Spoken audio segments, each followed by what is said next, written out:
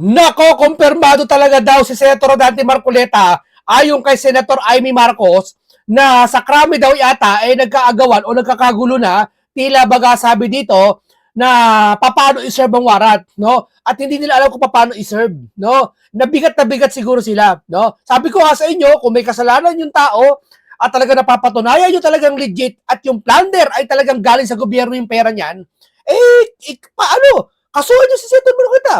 Ano nyo na, arestuhin nyo na. Bakit ayaw nyo? So, wala kayong katwiran kasi. Wala kayong makatwiran, wala kayong malatag na katwiran para maaresto yan. Kung sakaling meron talagang arrest warrant at ayaw, nag-aagawan sila. Di ba? Sabi ko nga sa inyo eto mga yung ibang vloggers ng mga BBM, mga pinklawan, wala sa katwiran wala sa katwiran. Ang pinaiiral nila, asar lang meron dyan, yung Pinoy Canada. Yung bunga nga nun. Di ba? Kung tirahin si Marcoleta, tirahin lahat ng mga nagsasalita, kung makapagtanggol di ba? Yun ang mali sa kanila mga kababayan. Hindi nila nakikita yung side nila, no? Hindi sila nagbe-build ng kung ano dapat gawin, kung ano dapat mangyari. Hindi sila nakapag-unite, hindi katulad natin dito, sinasabi natin yung mali, and then pinapaliwanag natin ano tama. Kasi pag sinabi mong mali sila, dapat pinapaliwanag mo yung tama. Pag sa example, sinabi mo mali si Senator Marcoleta, o ipaliwanag mo kung ano yung tama.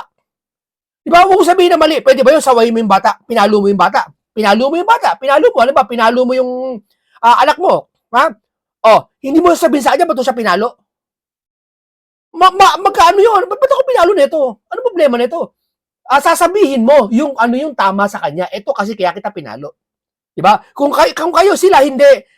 Sasawayin lahat nila na kumukontra sa flood control issue and then wala sila papaliwanag kung ano tama. Kasi hindi nila kayang paliwanagan o hindi nila kayang katwiranan O lalo na yung Pinoy Canada, pati yung isa nag-post ng post, paninira sa mga relihiyon, binabastos ang relihiyon. Palibasa, walang relihiyon yung tao na yun kasi kung may relihiyon, may respeto siya sa relihiyon may respeto Binabastos niya po yung mga vlogger po ng BBM, di lahat binabastos niya. Pati INC binabastos ng mamang yon. So, wala sa katwiran. Makikita mo sila, mapapolitiko man sila o mapablogger man sila, wala silang itinatayo para mag-unite o mag-unity yung tao.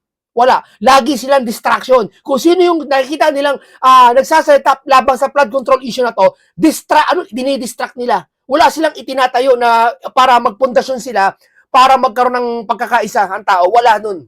Kaya doon mo makikita ang leader kung mahina o hindi hindi niya sinasaway yung mga yung mga tao nagkakagulong ganyan. 'Di ba? Doon mo makikita weak leader 'di ba? Ngayon si Senator Dante Marcoleta, napatunayan ni Senator Amy Marcos na merong warrant. Galit pa sila. Sinungaling daw si Senator Marcoleta, saan daw galing impormasyon na may warrant si Senator Marcoleta. Alam mo yan, sila Senator Amy, sila Senator Marcoleta, sila Cayetano, malakas ang impormasyon yan. Lalo-lalo na siyempre, magkakakilala yan. Tayo nga vlogger dito, nanonood lang tayo ay nanonood lang araw-araw, tayo nakikibalita, at hindi ba sa balita, no? Talagang walang skip tayo na manood ng balita, no? Wala tayong palya, no? Lahat tayo, dire-diretso tayo nanonood ng balita. Di ba? Alam natin yung nangyayari. Nasa bahay lang tayo, What if pa kaya mga senador? May mga intel, may mga impormasyon. Tapos magsisinungaling sila. Tulad nito ni Auntie Claire. Anong sinabi ni Auntie Claire kay Cayetano? Na, asang kinuha ni Cayetano yung mga sinasabi niya na sinabi na Malacanang? Ano ba plano ng Malacanang? Nagmamalinis no? Hindi niya, wala naman kami narinig na sinasabi ng Malacanang. Pero yung action nyo, yung ginagawa nyo, daig pa na sinasabi nyo. Di ba sabi niya sa English, action, louder than words. Sabi ng tao, ikaw kayo gusto ko yung words na yun Pero may mas maganda to sa salita ng Biblia Di ba? Yan, sabi ko sa'yo, nakikita sa gawa, sabi niya ng Biblia, makikita mo yung kapangyarihan ng isang tao o ng Panginoon sa pamamagitan ng gawa. Sila makikita mo yung mga salita nila, hindi naman sa salita sa bibig kundi sa mga gawa. Alin yung mga nakikita mo mga gawa sa kanila? Example, yan, si Senator Dante Marcoleta, paano mo sa akin mapapaliwanag na may kaso yan? Na hindi invento yan? Di ho ba? Ngayon, tila yata sabi ni Amy Marcos, nagkaagawan sila kung sino ang mag-aaresto. Totoo pala yun. Amy Marcos na nagsabi, ayaw niyo paniwalaan. Tataka nga ako kapatid, presidential sister, hindi pinaniniwalaan. Mas pinaniniwalaan si Auntie Claire. Na kasama ng kapatid niya ng matagal. Kasama pa si Marcos Sr. Nagkukwento kung ano yung nakaraan. Hindi naniniwala sila. Mas naniniwala sila kay Auntie Claire. Ngayon lang nakasama. At yung Auntie Claire na yun, dati ayaw niya kay Marcos. Hindi naman ayaw. Dati siya nagsasalita kay Marcos. Diba? Ngayon pinaniniwalaan nyo? Mamili ka. Pamiliin mo yung mga dilawan. Yung mga dilawan. Yung mga loyalista, pamiliin mo. Sino kayo maniniwala? Kay Auntie Claire o kay Amy Marcos? Sasabihin nila Auntie Claire. Asan ang katwiran? Kahit sa psychology, hindi paniniwalaan eh. Kahit sa investigasyon na matino, hindi siya paniniwalaan eh. Bakit? Mas maniniwala doon sa kamag-anak na matagal nang nakasama yung kapatid kesa doon sa Auntie Claire. Tama? Ano ibig ko sabihin? Ganun sila napaniwala. Ganun sila nagbubulag-bulagan para lang mapagtakpan yung na malinis yung amo nila. Tanungin mo sila. Ako may tinanong ako eh. May nagawa bang kasalanan si Bonget? Sabi nila wala daw. Wala nagawang kasalanan si Bonget? Wala daw. Sabihin ko daw nagawang kasalanan ni Bonget. Ano mo sinabi ko? Wala nagawang kasalanan si Bonget. Yun, naging mukhang santo. Di ba? Sa Biblia, lahat sa science, lahat nagkakasala. Pag sinabi mo walang kasalanan si Bonget, talagang ginagawa niyong ano yan. Talagang, alam mo, wala sa katwiran itong mga to eh. Mga kababayan, wala talaga sa katwiran, makikita mo, wala sa katinuan, lalo na yung Pinoy Canada, wala sa katinuan po. Wala sa katinuan mag-isip. Wala sa katinuan magsalita. Oo.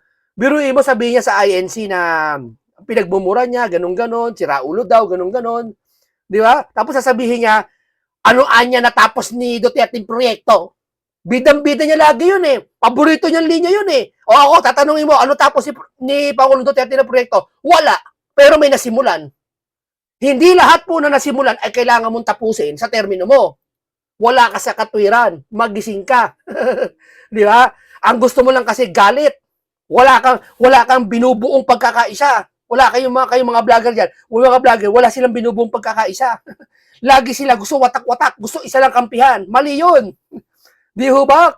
Tatingin nyo, yung mga politiko na yan, yung mga flood control, yung mga whore, yung mga congressman iba dyan, may binubuo bang pagkakaisa yung mga yan? Mayroon ba silang sinasabi? Wala silang sinasabi. Di ba? Kahit mga pinggawa, wala. Sarili nila, iniintindi nila. Ito, kalimutan mo natin yan. Panoorin natin si Amy Marcos sa kanyang sinabi tungkol dito kay Senator Dante Marcoleta. Dito mo makikita talaga ang pinagkaiba Sa lahat ng mga marites, mga marison, maricar, lahat kayo. Tanong kayo ng tanong, mag-reaction video daw ako tungkol sa mga senador. Nako, eto na. Number 1, kay Jinggoy, maawat mahabag, pigilan na ninyo yung pag-iintriga sa amin na lagi kami pinag-aaway. Nung hinahanap ko yung upuan, nandun ako sa tabi ni Jinggoy dapat, nawala, na dinampot, pagkatapos kay Senator Marcoleta na binabantaan. Naku talaga naman, sinabi ko, ano ba ito? Sunod-sunod tayo.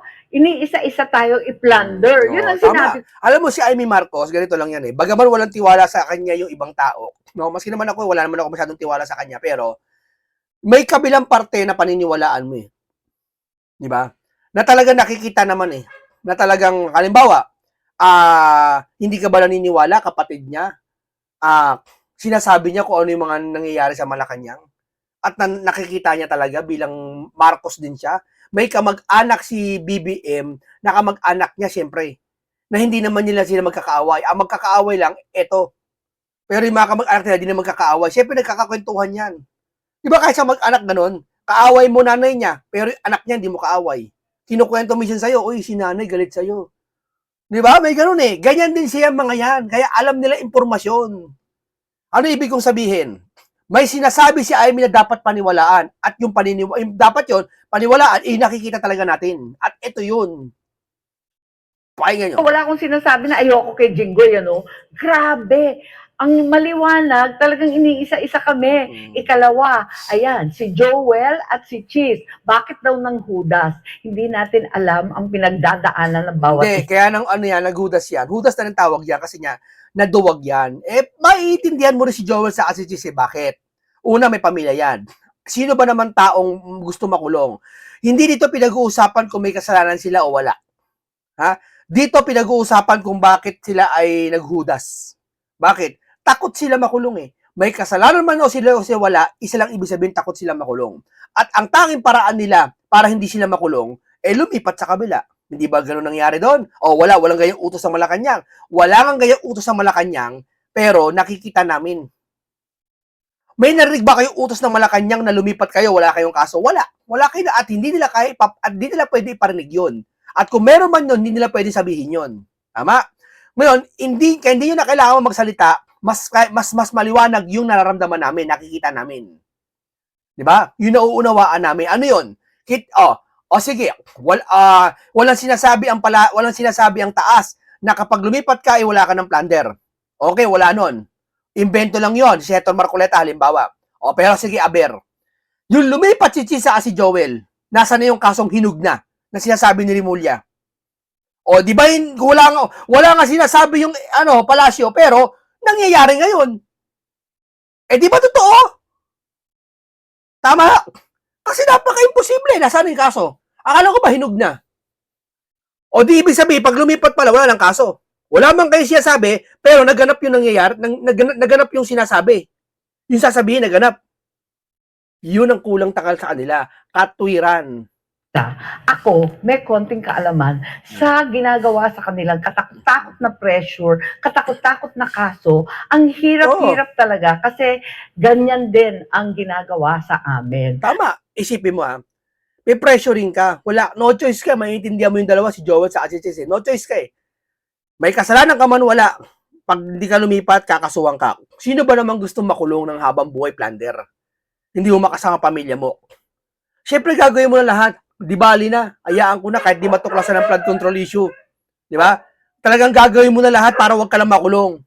Yun na lang ang laban nila eh. Di ba? Wala silang ibang mangyayari. Alam naman tumakas sila. Iwan nila pagiging senador nila. Hindi, lalo mag-iisip yung tao na pugante sila. Na guilty sila. Para talaga walang issue na, lipat na lang. Di ba? Hinihintay namin, magdadalawang linggo na, asa na yung hinog na sinasabi niyong kaso ni Joel. Di ba? Ganyan sila. Tapos pag tinanong mo sa mga vlogger, naku, wala. Walang ganyan. Sisiraan nila. Wala silang sinasabing pagpapayo. Wala kayong matututunan sa kanila, kundi galit. Ginagalit nila sa bayan ng Pilipino. Di ba? Dito may marami kayong matututunan. Hindi ko kayo ginagalit. Sinasabi natin ang totoo at binibuild natin yung pagkakaisa na dapat nila gawin na hindi nila ginagawa. Bagay na hindi kayang gawin ng mga vlogger at ng mga politiko. Di ba? Hindi tarok na isip nila eh. Tingin ko. Kaya ang pinagdadasal ko na lamang ay sa mga susunod na buwan, makikita din namin ang kanilang mga boto sa impeachment, sa budget, sa Blue Ribbon. Ayan na lang pinagdadasal ko. Ngayon, ito naman tungkol kay Senator Dante Marcoleta. Nako, eto nga, sabi nila plunder, ewan ko paano naging plunder, wala namang government money involved. Pero kung sakasakali, totoo ang balita na nag-aaway-away sa krame at walang gustong mag-serve ng arrest warrant. Ayan. Yan ang totoo. So far, yan ang mga chief sinabi niya, yan ang totoo sa Senado. Kaya wag na ninyo kaming pag-aaway-awayin. Tigilan na yan. Stop. Di ba? Yan sinasabi ko sa inyo na totoo yun, maari. Kasi, bakit may whole departure si Senator Dante Marcoleta kung hindi totoo na wala siyang kaso at warrant? May malamang sa malamang, malaki ang porsyento meron. Di ba? Ilabas nyo na. Di ba? Yun ang sinasabi ko sa inyo, kailan nyo lalabas? Ilalabas nila pag si Senator Marcoleta salita. Ito, pustahan tayo.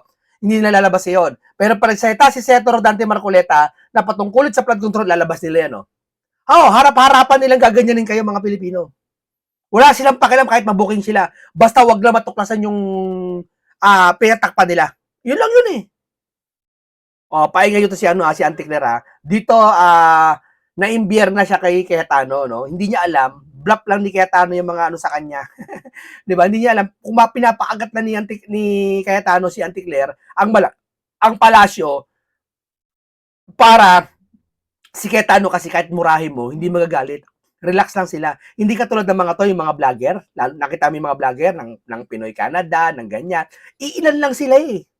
May mga audience nila nasa siguro marami-rami na siguro 500,000.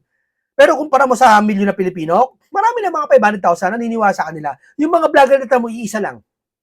mga kilala ng vlogger na nila BBM, iisa lang. Sino-sino may babae, may lalaki, may Pinoy Canada, may akla. 'Di ba? Iisa lang sila eh. Yun na yun, todo na nila yun. 'Di ba? Tapos sasabihin nila malakas sila, negative 15 nga yung ano nila. Si Pangulo nila, negative 15. Sipin mo yun. 'Di ba? O eto, pakinggan natin. Dito si Auntie Claire, karapatan niya magsalita. Karapatan niyang depensahan kung meron mang may maling impormasyon laban sa kanila. Tama? Pero, hindi mo pwedeng sabihin na si Cayetano ay mali. Una-una, senador siya. May pwede siyang sabihin na opinion kasi ang pwede mo sabihin, yung sabi niya ni Cayetano, yung opinion, pwede mong opinionan, pwede mong punahin. Pero yung facts, hindi pwedeng ibahin yun. Katotohanan yun. Halimbawa, 1 plus 1, makikipagdebate ka ba? Ang sagot ay 2? Huwag ka na makipagdebate kasi alam mo ang sagot 2. Pag sinabi mo 1 plus 1 tapos sumagot ka ng 3, yun, magkaroon kayo ng debate, bakit 3? Gets nyo? Hindi po ba sa kanya kung ano yung sinasabi niyang gusto ng Malacanang? Hindi ko masasagot po. Ano daw gusto ng Malacanang? Hindi daw niya masasagot. Wala daw siya sabi Malacanang noon. Ang sabi kasi ni Cayetano sa napanood dati natin, na ang naratibo ng Malacanang, yan niya, i-focus ang impeachment, ang flood control hindi na. Oo, bagaman walang sinasabi ang taas na mag-focus ng impeachment. Wala kami narinig niyan. Pero yung ginagawa kasi ngayon na dapat ang mangialam ay yung taas. Hindi namin nakikita sa kanila at karapatan nila yon kasi siya presidente. Tama? Sila nasa executive. Karapatan nila yon, lalo na ang bansa ay hindi naman to away artista eh, hindi naman to away senador lang eh. Na hindi pwede mangilam yung pangulo eh. Ito ay concern ng tao kasi kaba ng bayan na pinag-uusapan kung saan hindi nag-iimbestiga sa flood control. Tapos hindi mo pangingialaman? Tapos may magsabi sa inyo na yan ang gusto ng taas, ayaw nyo pa rin? Hindi naman talaga kayo sinisisi ni Cayetano na ayaw ng taas eh. Gusto lang nila mag-react kayo, mangialam kayo. Hindi para sagutin yung batikos nila, kundi pakialaman nyo yung nangyayari ngayon. Wala nang imbestiga nangyayari. Napakalino naman eh. Isang matalinong paraan yun, ma'am. Hindi lahat ng kaya nga sabi ng Biblia, pag binato ka ng bato, batuhin mo ng tinapay. Hindi porket pag binato ka ng bato, batuhin mo rin ng bato. Dahil minsan yung pinambabato sa'yo, minsan ang sagot yung pambabato mo rin. Hindi bato, kundi tinapay. Para mas maunawaan nila kung ano ibig sabihin ng nangyayari. Di ho ba?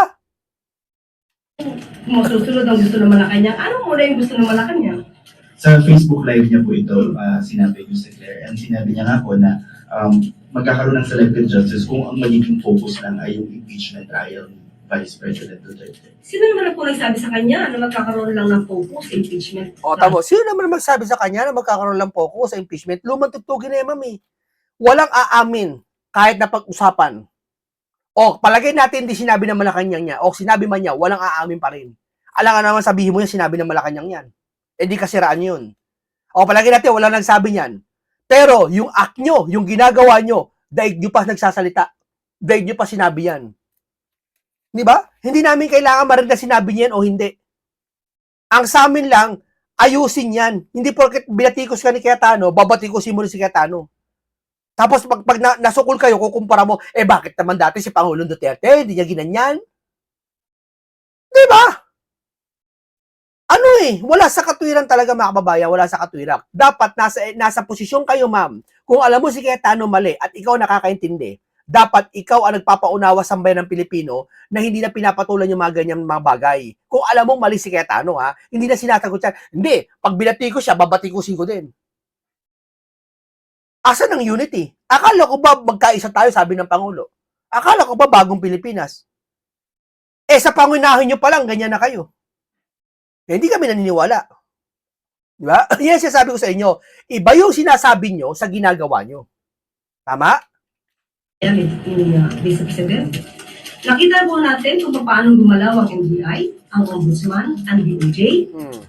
Siguro po, total, mahilig naman po siya mag-SOCMED. Kayo ba hindi mahilig mag-SOCMED? Kayo ba hindi mahilig? Yung ginagawa mo ngayon nasa news kayo, hindi ba SOCMED yan? Media yan. Pero social media. Ano pa rin yan? Publicity ka pa rin yan. Di ba SOCMED yan? Busy siya sa Facebook. Siguro makikita naman po niya yung mga updates kung ano nangyayari, kung paano gumagalaw at nagtatrabaho ang gobyerno para mapanagot ang dapat na mapanagot at hindi po focus sa impeachment trial. Sa totoo, pag nag-meeting po ang Pangulo with the cabinet secretaries, hindi po na pag-uusapan ng impeachment. Wala nga, wala pinag-uusapan ng impeachment. Wala naman talaga nun eh. Kahit sabihin ni Cayetano, pinag-uusapan ang impeachment, wala naman kayo pinag-uusapan ang impeachment eh. Pero yung ginagawa nyo, mas masahol pa sa nag-uusap kayo sa impeachment. Totoo lang. Bakit? Wala naman kayong ginagawang tutusin. Kaso nga lang, hindi kayo nangingialam. Ma'am, totoo naman talaga ang impeachment ngayon, pinupuspos ng HOR ng mga congressman. Okay yun, the best yun. Bakit? Pabor tayo doon. Mas malalaman ng katotohanan. Is transparency gumagana. Tama? Pero yung flood control issue, ma'am, wala nangingialam. Pag wala nangingialam at kailangan ng mangialam kasi trilyon na nawala, hindi ba mangingialam kayo? O wala kayong pakialam? So, isa lang ibig sabihin nun. Hindi nga kayo nangingialam. Wala nga kayo sinasabi. Pero isa lang dating sa amin nun. Para nyo nang pinabayaan. Di ba? Kinukonsinti, nakukonsinti sila na dapat ang sana magsaway, kayo. Baka sabihin nyo naman, ba't naman namin sasawayin nyo? Sino ba kami? Nasa executive kami. May mga sarili silang utak. No, ma'am. Ma'am, ano to? Itong issue na to, ma'am, pambayan na to. Kung saan ang taong bayan nasasangkot na. Kailangan ng pakialaman ng presidente. Diba? Kahit dati, kahit yung mga lumang presidente, kahit sa ibang bansa, nangingialam sila pag may issue na talaga sa bansa. Pero kung away, halimbawa, away Pinky lang, away Marcoleta lang, okay yun, pwede pang ang Pangulo, magmasid lang, hindi mangialam. Pero kung alam niya, nasasangkot na lahat, pati ekonomiya, na naepektuhan na, sa flood control natin, hindi maimbestigahan, mangialam na. Hindi yung kukontra mo yung mga bati ko sa'yo, at dapat mas masaya pag kinokontra yung bati, mas masaya pag kayo kinokontra o kayo kinikriticize ng isang mga tao, netizen man o politiko. Bakit? Mapapatunayan namin kung talagang gumagana at trabaho kayo. Di ba? Dapat tanggapin nyo, wag balat sibuyas. Ay hindi, ang gagawin magdidemanda. Demanda ko yan. Di ba? Yun na pala laban nila ngayon eh. Wala silang katwiran eh. Yeah. So saan po kaya hinuhugot ng dating Senate President Alan Peter Cayetano ang kanyang mga kwento? Siguro sa susunod po, tanongin niyo, ayan, puro Facebook lang ako siya, no? So hindi siya matapos. Puro Facebook lang. Puro Facebook lang siya, no? Ma'am, sa panahon ngayon, ma'am, lamang ang Facebook sa social media kaysa magtrabaho minsan ng tao. Totoo lang. Kasi realidad, ma'am, andito tayo sa kung saan ang era natin, laganap ang mga internet, laganap ang pabilisan ng internet, pagandahan ng mga application, mga social media accounts, pagandahan ng mga profile, mga sounds, mga ganyan. Ito na yung panahon natin, ma'am. Hindi to panahon na kung saan, trabaho lang. Ang realidad natin, ang cellphone, parang damit na natin. Lagi nating kasama. At syempre, pagkasama natin, anytime makapagkako ano tayo ng balita. Di ba? Kaya nga nalulugi na yung mga kumpanya ng radyo saka mga dyaryo eh. Bakit? May cellphone eh. Nakikita mo na, doon ka na makakapagpahayag ng salita. Dati, pag galit ka, kailangan pa mag-rally sa labas eh. Ngayon, hindi na kailangan mag-rally minsan eh. Sa telepono na lang eh. Mag-post ka na lang eh. Yung sarili mong pahayag eh. Tapos, susuportahan na lang ng mga taong papabor sa'yo eh. Di ba? Natural yan. Kaya tataka ko sa sasabi ng iba eh. Na puro daw Facebook si Alan Cayetano. Ano naman, anong damage sa inyo? Walang damage yan, ma'am. Walang damage kahit isipin nyo magdamag. Walang damage yun. Magtrabaho siya? Bakit? Nung si Cayetano, bakit? Si Cayetano ba hindi tatrabaho nakaraan? Ngayon lang siya siguro hindi nagpapasok. Bakit? Kasi nagkaroon ng problema. Dahil sa mga kasama niya, laki ng tama sa pag-uutak ng mga yan. Di ba? Sabi nila, sira ulo daw si Cayetano. Mayroon ba naman sira ulo na kapag papaliwanag ng talata ng Biblia? Napapaliwanag yung nangyayari ng bansa. Tapos nangyayari, mga nangyayari na hindi dapat sinasang-ayon na napakaraming Pilipino. Hindi lang DDS, ha? Na pag sinabi ni Cayetano, wala nag-iimbestiga. Tama, mali. Tama yun. Pag sinabi ni Cayetano, dapat unahin ang mga naghihirap ngayon, hindi nauuna yung iba. Iba focus nila. Tama, mali. Yun ba si Raulo? Yun ba may tama sa pag-iisip? Yung isa dating broadcaster na nasa SMNI, ayoko nang banggitin. Yun, naghihimagsik, parang si Lucifer. Kung ano naman pa yung sasabi. Abnormal daw si Marcoleta, abnormal daw si ganito. Yan sila. Pag hindi sila makapunto, sasabihin nilang abnormal yung tao. Di ba? Siguro pag nagkaroon ng pagkakataon, tanongin siya, saan niya kinukuha yung mga kwento niya? Isa na lang po on that same Facebook Live, nasabihan niya po si Team Pilipinas co-convener Kiko Aquino D of acting on instructions from the administration after Kiko D filed an ombudsman complaint dahil nga po sa pagpapatakas kay Senator Bato de la Rosa. Sinabi niya nga po, hindi ka Kiko D. Marcos, isa kang Aquino. Parang ano po ang iniugnay, ano pong response ng palasyo doon? Kilala naman Yun, opinion yun, ha? Opinion ni, Cayetano, tingnan masagot niya. po niya siguro si Mr. Kiko na Aquino talaga. So kaya nga po siguro, nagsampa ng kaso dahil Aquino siya. Dahil gusto niya rin mapanagot, ang dapat na mapanagot. Mapapanggit natin si Mr. Kiko D. Aquino ay hindi po ito, hindi po siya maka-PBBM. Isa po siyang madalas mag-criticize sa gobyerno. Kaya muli, Asan yung madalas na mag-criticize yung Kiko na yon? Dati, oo. Ngayon, asan na yung madalas na yon? Wala. Alam namin, hindi siya maki-PBBM kasi mga Aquino sila. Pero nasa na yung gusto namin, asan na yung pagiging Aquino niya na hindi maki-PBBM? Nasa na ngayon? Gusto namin makita. Nakakapanlil lang eh. Wala kami, hindi kami interesado talaga kung BBM siya o DDA siya o Aquino siya. Ang inaano namin, nakakatakot yung ginagawa niya. Bakit? Kasi kung talagang totoo ginagawa niya, patuloy pa rin yung adhikain nila dati tungkol sa Marcos. Ay hindi na ngayon eh. Nasa na? So, ibig sabihin, hindi niya binabati ko si Marcos kasi nakaupo ngayon. Maalang takot siya. Ganun ba yon? Tanong ko lang ha. ang sinasabi ni Senator Alan Cayetano ay puro pang-iintriga. Puro pag-iintriga. Walang basihan. Wala talagang basihan, ma'am. Lahat naman ng bagay, ma'am, walang basihan, ma'am. Eh. Kahit yung mismong tao na nagsabing, I love you, ano batayan mo na mahal mo ako? Di ba? Parang ganun, ma'am, katumbas. Sasabihin, may mag-I love you sa yung babae. Halimbawa, girlfriend mo, Han, I love you. Boyfriend mo, I love you. Asa ng ebidensya na mahal mo ako? Ma'am, minsan di na kailangan ng ebidensya. Ma'am, sapat na yung nakita, naramdaman, at yung pinapakita nila. Sapat na yun, ma'am, para masabi na may ebidensya. Sapat na yun, ma'am. Pero, syempre, sa konkreto, sa batas, kailangan talaga ng ebidensya, no? Pero, ma'am, nakikita talaga sa mga gawa. Oo, yun talaga yun. Halimbawa, isang engineer, magaling anya yan. Kahit sabihin niya na paulit, 1,000 beses na magaling ako, pero yung gawa niya palpak, ma'am, hindi kami naniniwala magaling siya. Yun lang yun, ma'am. At doon nakikita kayo, ma'am, sa inyo. Sa gawa kayo nakikita, hindi sa salita. Kasi kung salita lang, madaling sabihin magaling kami, wala kami sinasabi niyan. Pero iba yung ginagawa, iba yung nakikita namin. Walang pinaghuhugutan. So sana po ang mga kababayan natin ay matuto na. Matuto at malaman nila kung sino ba yung nagsasabi ng may kabuluhan. Makabuluhan. Wala nga kasi sabi makabuluhan, sumasagot lang kayo sa batikos eh. Dapat ipinag-iisa nyo sila. Kung may nang babatikos sa inyo, paliwanagan mo. Hindi mo sasagutin ng batikos din. Hindi ba? Ganun lang yun eh. Oh. Alam mo, na-overwhelm lang kayo. Iba na yung mga salita nyo. Masyado na matapang. Akala nyo kung sino kayo. Ma'am, pansamantala lang kayo nakapwesto dyan, lahat kayo. Yan, hiniram nyo lang yung posisyon na yan. Ano lang yan, pansamantalang posisyon lang yan, pinagkatiwala na sa inyo ng taong bayan yan. In-appoint ka dyan, pinagkatiwala sa inyo. Ang nag-appoint sa'yo, halal din ng taong bayan, ma'am. Huwag kayo parang umasta dyan magsalita, umasta, tono ng boses, na akala nyo kung sino na kayo. Huwag ganon, ma'am, huwag ganon. Kasi ang lilitaw dyan, parang bang kayo na lang ang pinaka dapat sundin. Wala nang karapatan yung tao. Oh, dito tayo kay Alan Cayetano, pasadahan si Alan Cayetano ha, bago tayo matuluyang magtapos.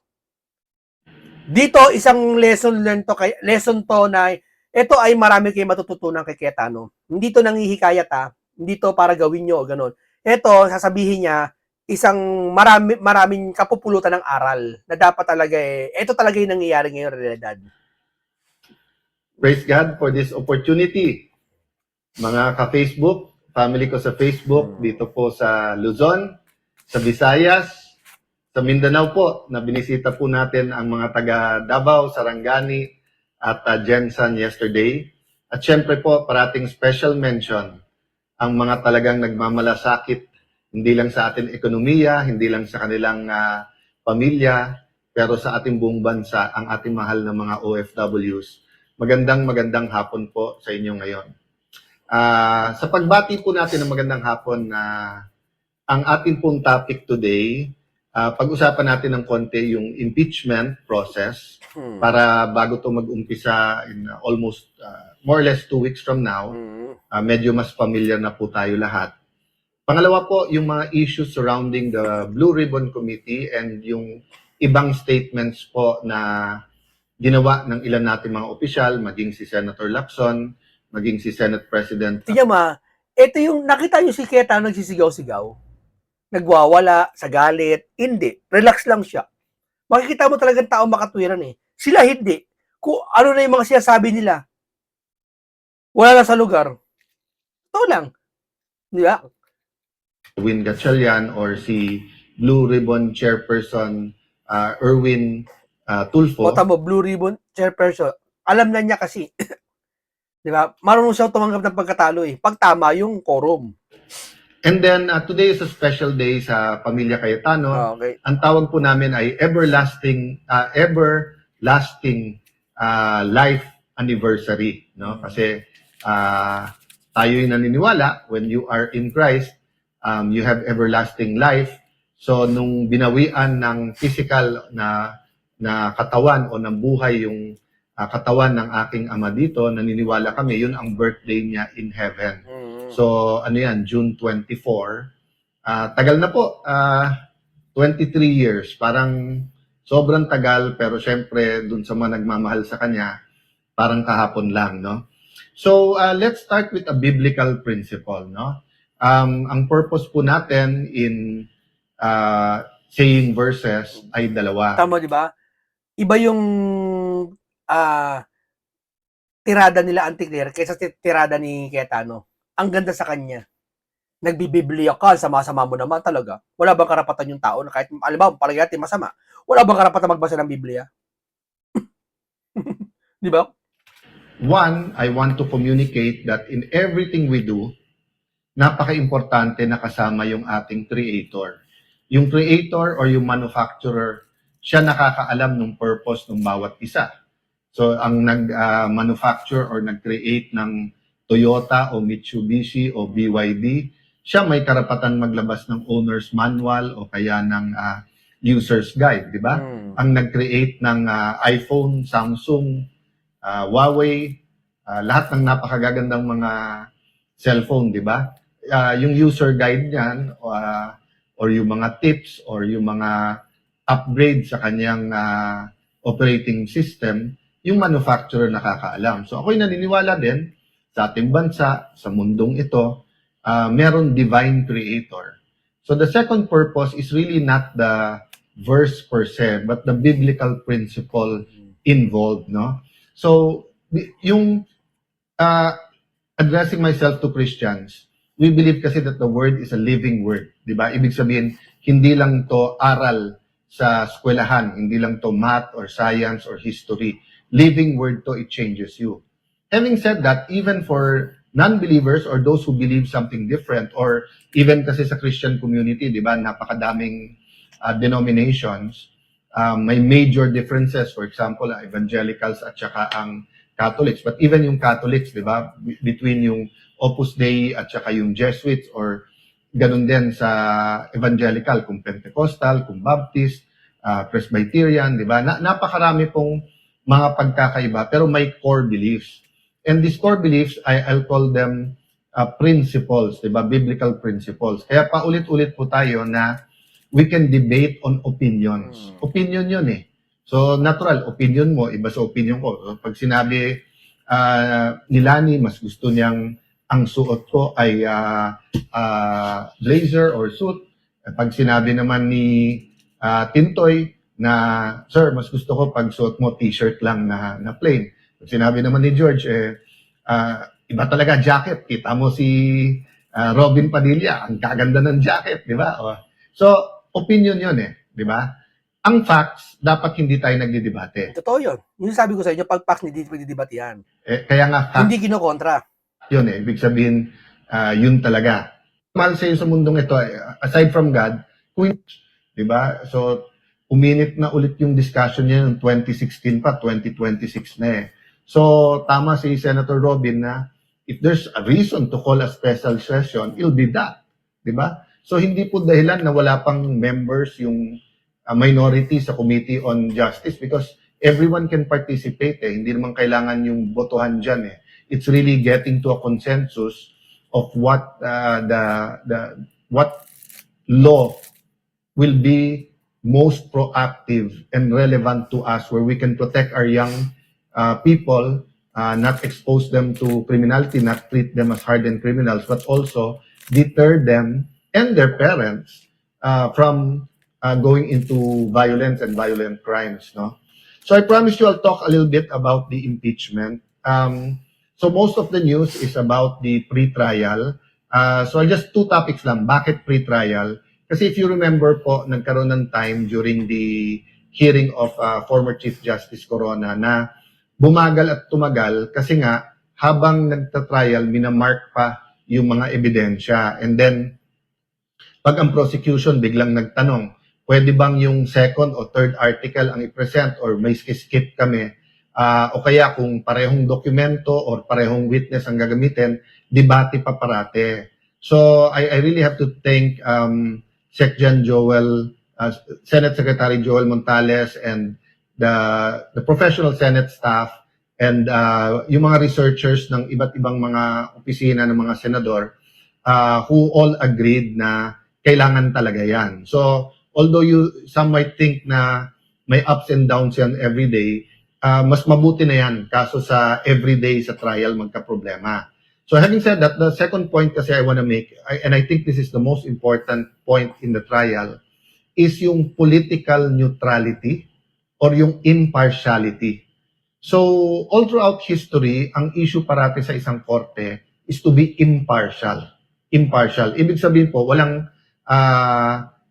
kinikilingan, di ba? Hindi pwedeng umpisa pa lang, A versus B, kampi ako kay B.